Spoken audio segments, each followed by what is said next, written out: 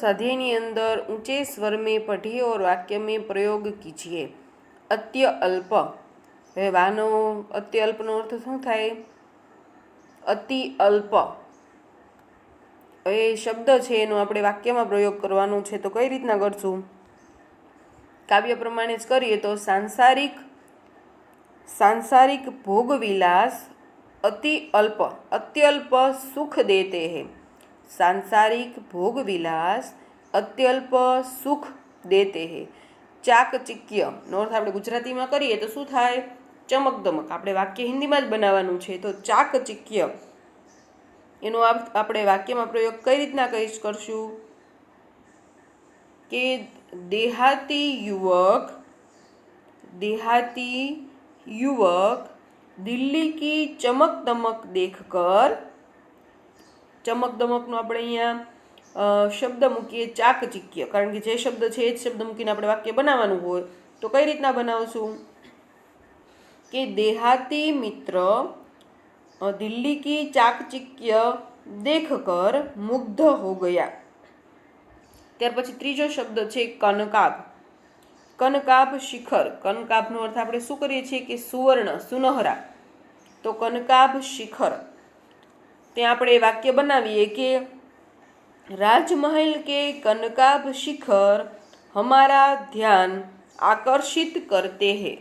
राजमहल के कनकाभ शिखर हमारा ध्यान आकर्षित करते हैं। ત્યાર પછી છે તપક્ષીણ।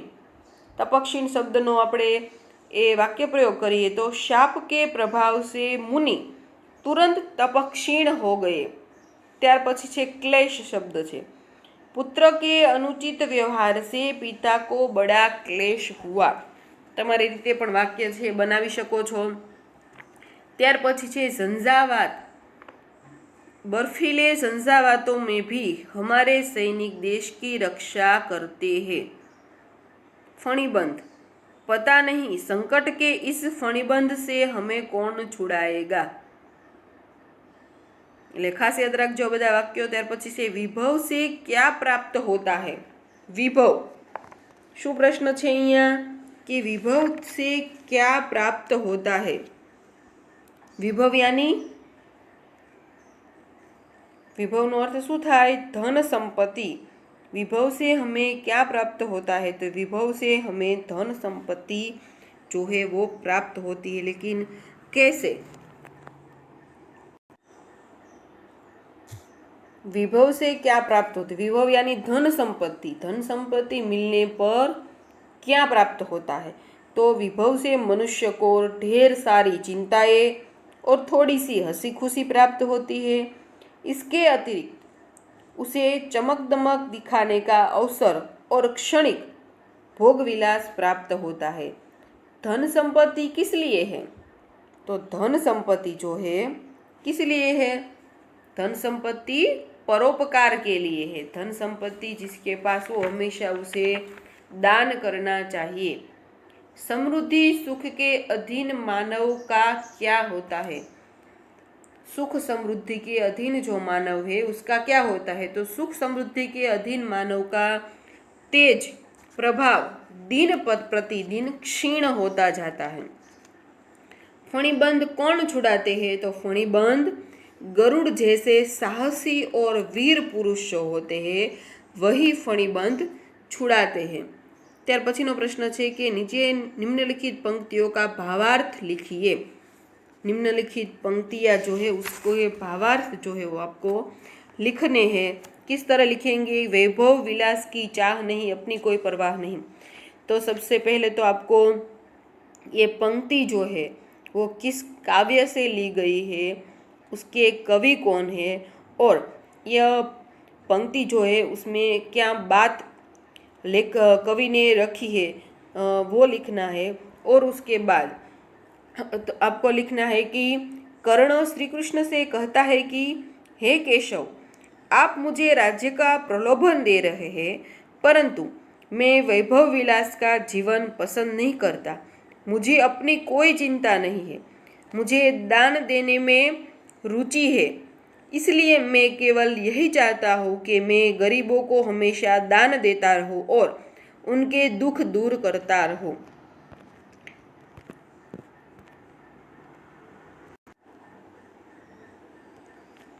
उसके बाद दूसरा जो है पंक्ति है कि मैं गरुड़ कृष्ण, मैं पक्षीराज, सिर पर न चाहिए मुझे ताज।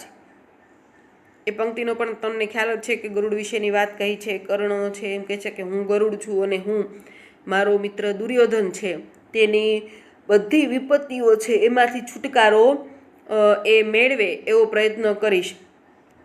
તો આમાં પણ તમારે એવી રીતના શરૂ કરવાની વાત છે કે કર્ણ શ્રી કૃષ્ણ से कहता है कि इस समय मेरी स्थिति गरुड़ पक्षी के समान है, मुझे राज मुकुट नहीं पहनना है. इस समय दुर्योधन भारी संकट में है, युद्ध रूपी नागपाश ने उसे सकड़ रखा है. मुझे दुर्योधन के इस नागपाश को काटना है, दुर्योधन को युद्ध में विजय दिलाना है. मुझे गरुड़ की तरह अपना दायित्व निभाना है. ગરુડનું જેવું કર્તવ્ય છે કે હંમેશા ઝેરી વિશેલા સાપ છે એનાથી છુટકારો મેળવા છે લોકોને. એવી જ રીતના હું પણ દુર્યોધનની આસપાસ જે કંઈ ઝેરી સર્પો રહેલા છે તેનાથી દુર્યોધનને છુટકારો મેળવવામાં મદદ કરીશ. ત્યાર પછી છે ટિપ્પણી લીખીએ કર્ણ કી અભિલાષા. તો કર્ણની ઈચ્છા શું છે એ તમારે આ કાવ્યની અંદર જે તમે કંઈ સમજ્યા છો એ રીતની લખવાની છે. ત્યાર પછી કે કર્ણ કી અભિલાષા, બરાબર, એની અંદર તમે એમ પણ લખી શકો કર્ણ દાની પુરુષ है, वह प्रतिदिन ज़रूरतमंद लोगों को दान देता है, उसे राज्य पाने की इच्छा नहीं है, वैभव पाकर भोग विलास में जीना उसके स्वभाव के विरुद्ध है, वह दयालु और उदार वृत्ति का है, गरीबों के प्रति उसके मन में करुणा है, उसकी यह अभिलाषा यानी ઈચ્છા, કર્ણની ઈચ્છા શું છે જે આપણે ઘણી બધી પંક્તિઓમાં અભ્યાસ કર્યો, બરાબર, કે કર્ણની ઈચ્છા શું છે કે દાન આપવામાં માને છે, તમને ખ્યાલ જ છે. उसकी यह अभिलाषा है कि वह अपनी दान वृत्ति से निर्धनों का दुख दूर करता रहे हमेशा. પછી જે કર્ણ કા મિત્ર ધર્મ, એ દુર્યોધન પ્રત્યે જે એનો મિત્ર ધર્મ છે એની તમારે વાત લખવાની છે કે ખરેખર કર્ણ છે એના જીવન अन्याय और अपमान से भरा हुआ था. एक दुर्योधन ने ही उसे सम्मान दिया. મેં તમને હમણાં વાત કરી તેમ કે એનું જીવન છે ખરેખર અપમાનથી ભરેલું છે. એને શું કહેવામાં આવે છે કર્ણને?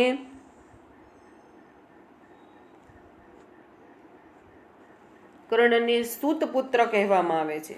સૂતપુત્ર, સારથી પુત્ર, કારણ કે એ અને એનું બીજું નામ રાધેય પણ છે, કારણ કે એની માતાનું નામ રાધા હોય છે તેના ઉપરથી તેને રાધેય કહેવામાં આવે છે.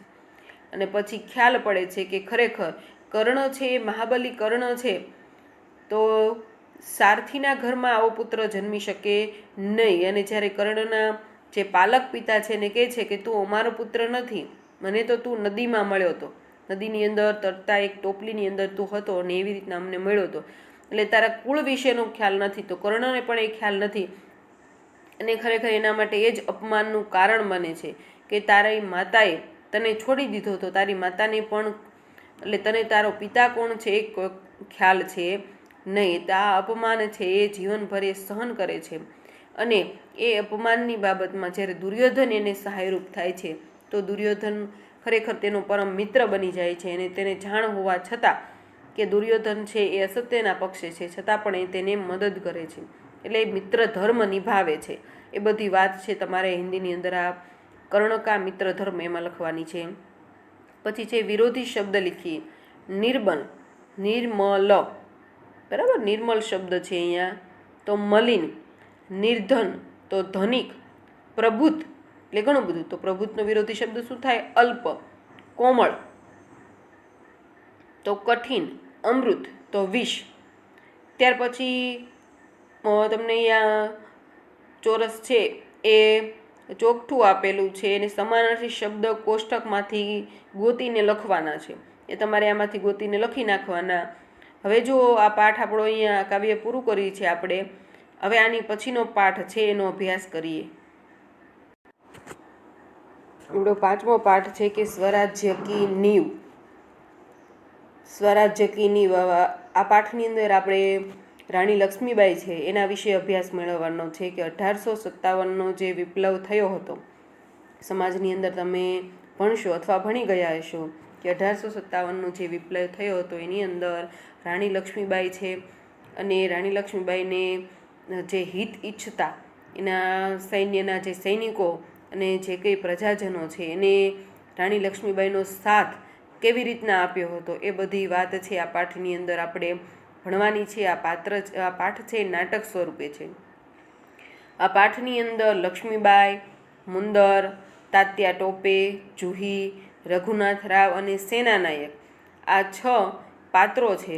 અને આપણો આ સરસ મજાનો પાઠ જે છે એ વિષ્ણુ પ્રભાકર નામના લેખક છે તેમણે લખેલો છે. હવે આપણે જોઈએ તો વિષ્ણુ પ્રભાકર છે એમનો ટૂંકો પરિચય મેળવીએ તો વિષ્ણુ प्रभाकर છે इनका जन्म मुजफ्फरपुर जिले के मीरनपुर गांव में हुआ था. इन्होंने प्रारंभिक शिक्षा अपने गांव में और उच्च शिक्षा हिसार में प्राप्त की थी. कई वर्षों तक पंजाब सरकार की सेवा करने के बाद सन 1974 से ये दिल्ली आ गए और तब से दिल्ली रहकर पूर्ण समय के लिए साहित्य सेवा में लगे हैं. आपने कहानी, उपन्यास, जीवनी, नाटक, एकांकी, संस्मरण और रेखाचित्र आदि विद्याओं में पर्याप्त मात्रा में लिखा है.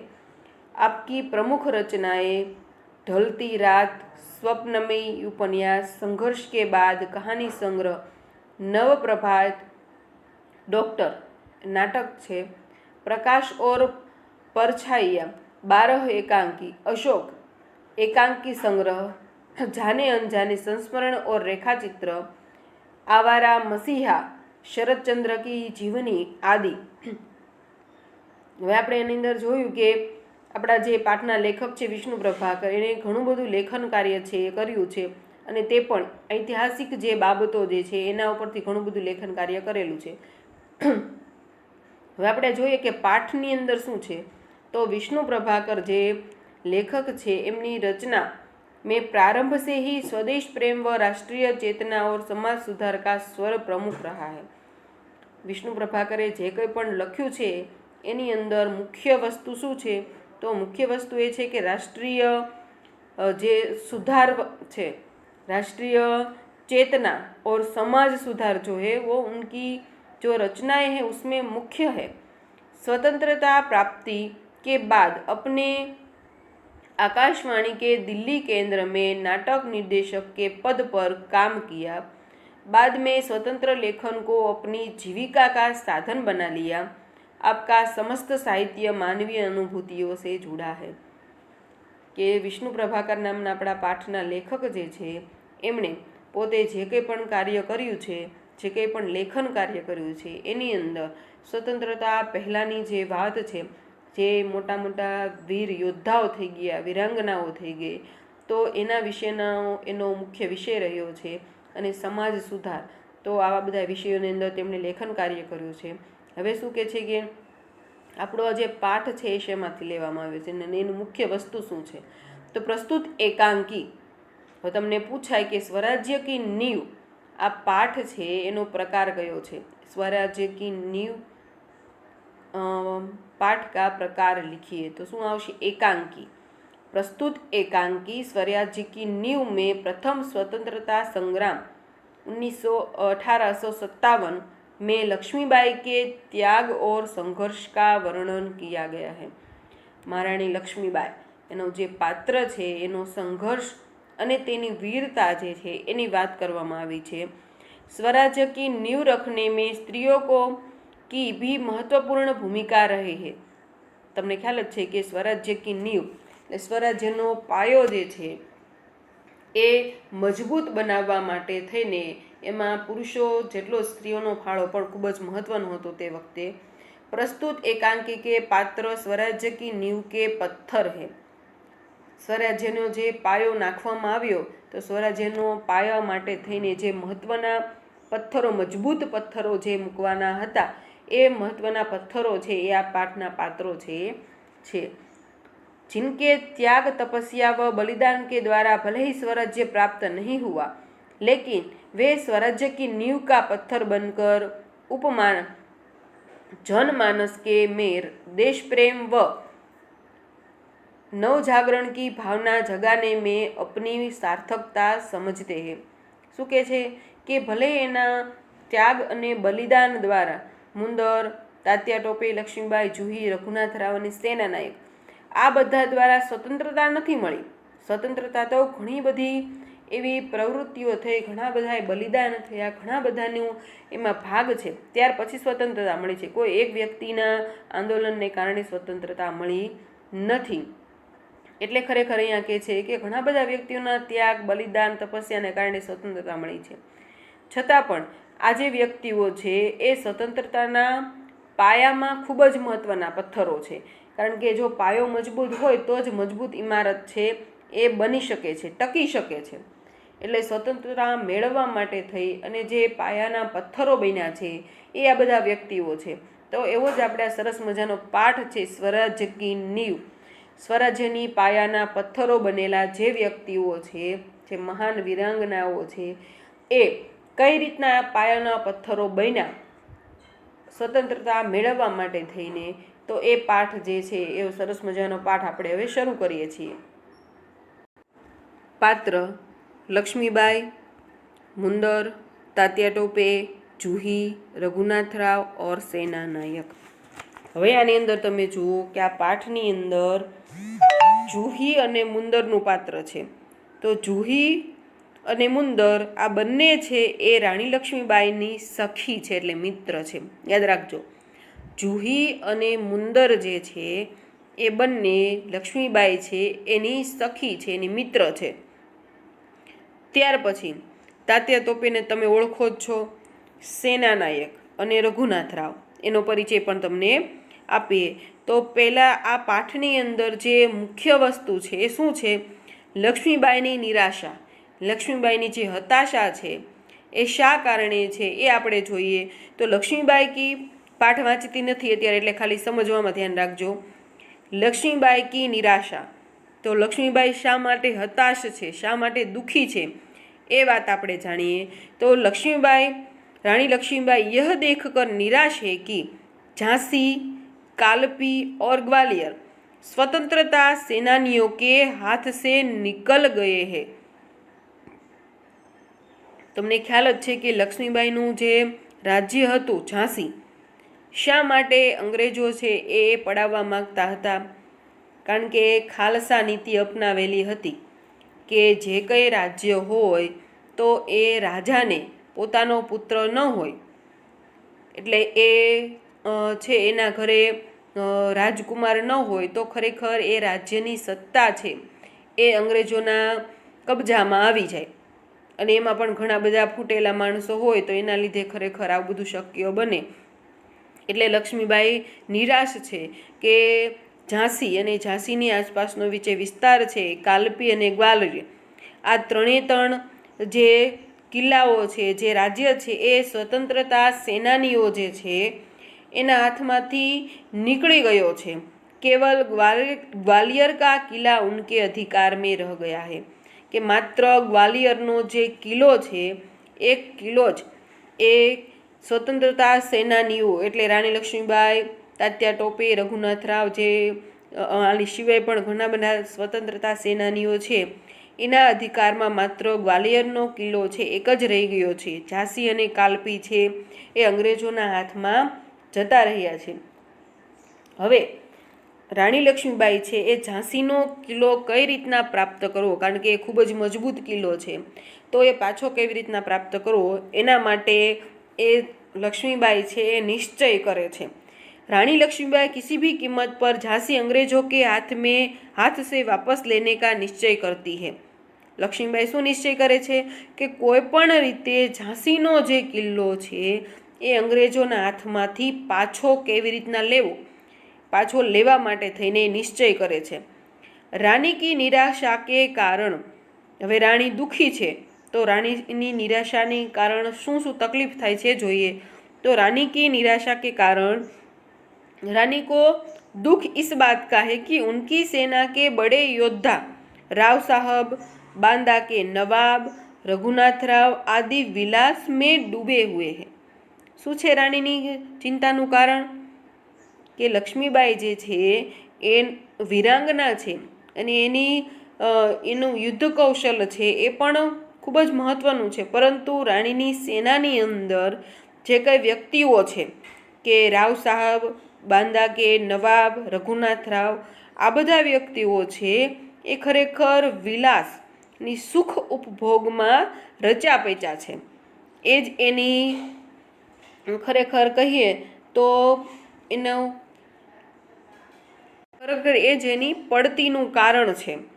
તમને ખ્યાલ જ છે કે અંગ્રેજોએ ભારત ઉપર શાસન કર્યું તો કઈ રીતના એ શાસન છે આટલા વર્ષો સુધી ચલાવી શક્યા? કારણ કે આપણામાં જ એકતા હતી નહીં, એટલા માટે થઈને. એટલે જ અહીંયા રાણી કહે છે કે રાવ સાહબ છે, બાંદાનો નવાબ જે છે, રઘુનાથ રાવ છે, આ બધા રિશ્વતખોર થઈ ગયા છે અને તેઓ અત્યારે સમય છે કે આપણે ઝાંસીનો કિલ્લો પાછો મેળવી શકીએ, આપણામાં એકતાની જરૂર છે. તે સમયે બધા સુખોપભોગમાં રચ્યા-પેચ્યા છે.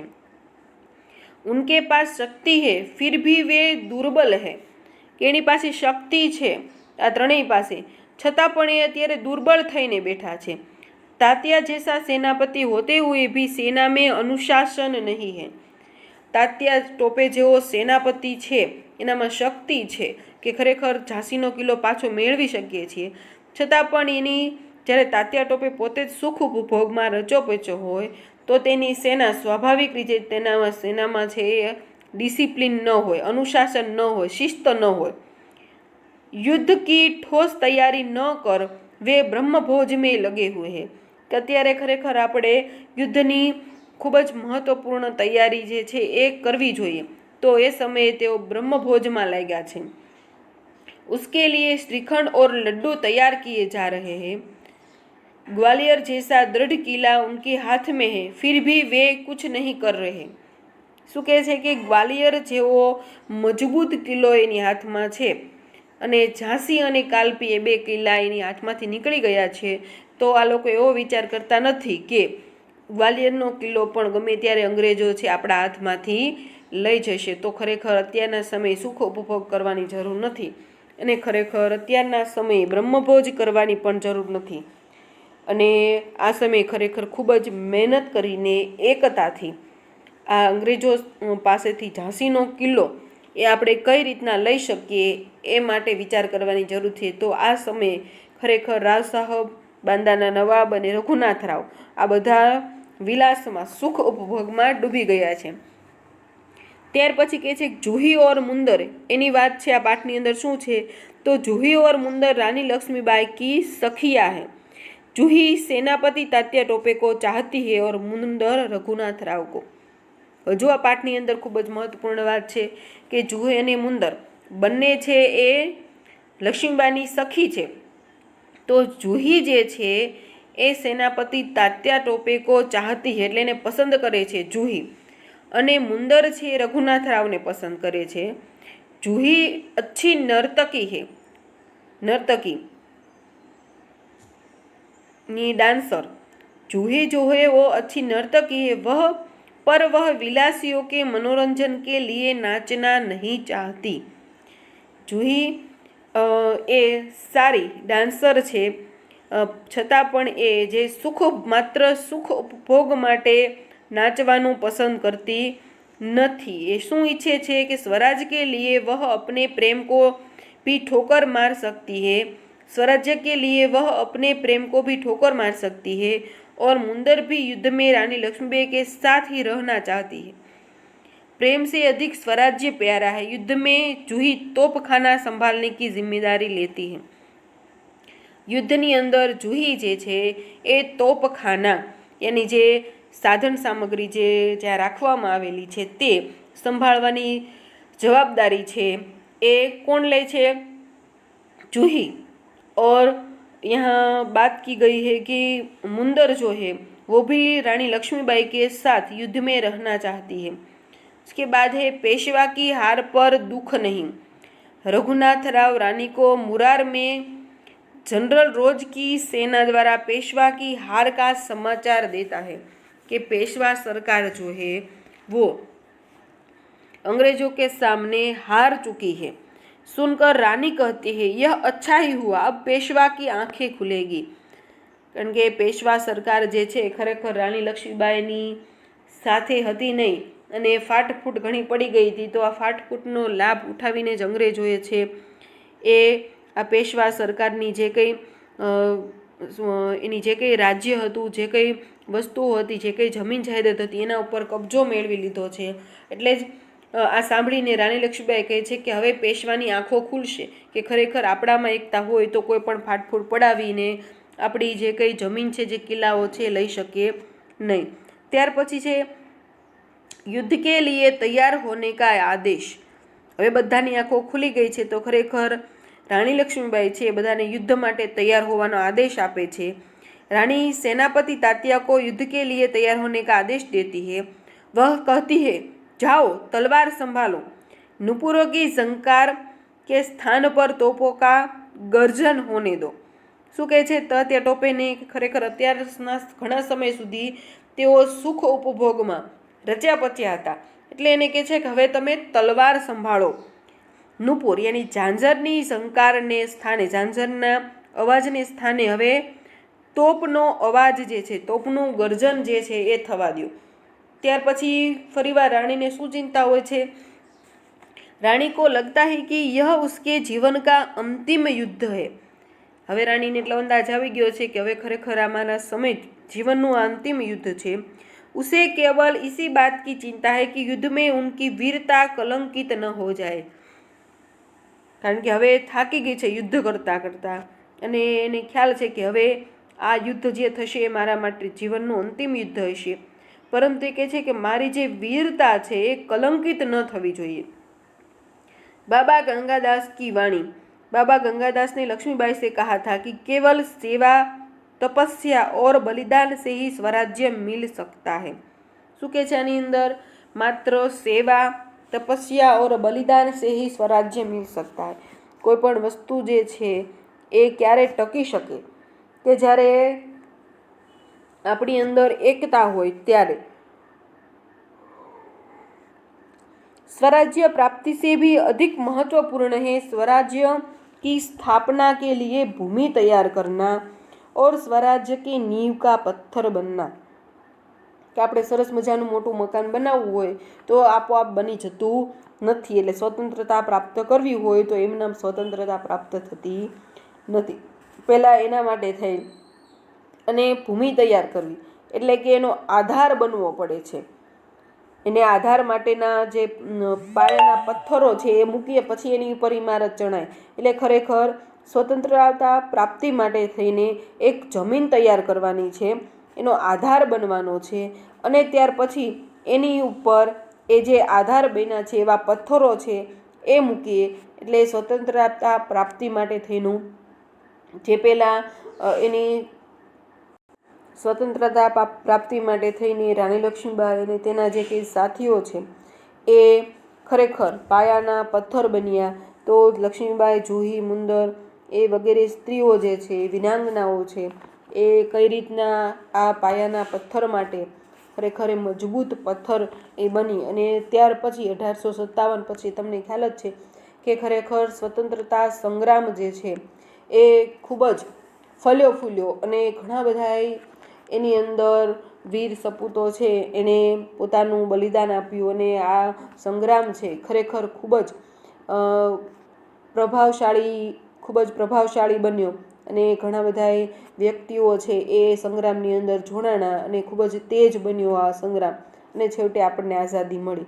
તો આપણે પાઠ જે છે એની અત્યારે માત્ર તમને સમજૂતી આપી, હવે આ પાઠ છે આપણે આગલા લેક્ચરમાં ભણશું।